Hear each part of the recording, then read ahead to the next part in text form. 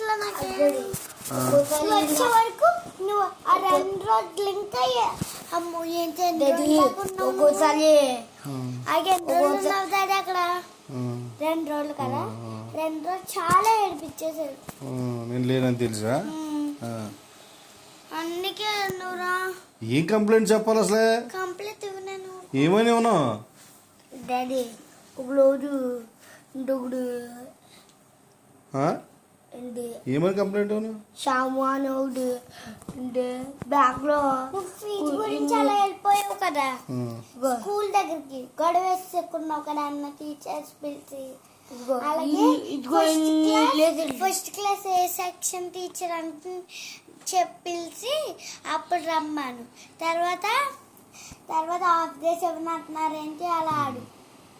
తర్వాత హాస్ని ఇంకా ఏంటి అశ్వం సాయి వాళ్ళిద్దరు పని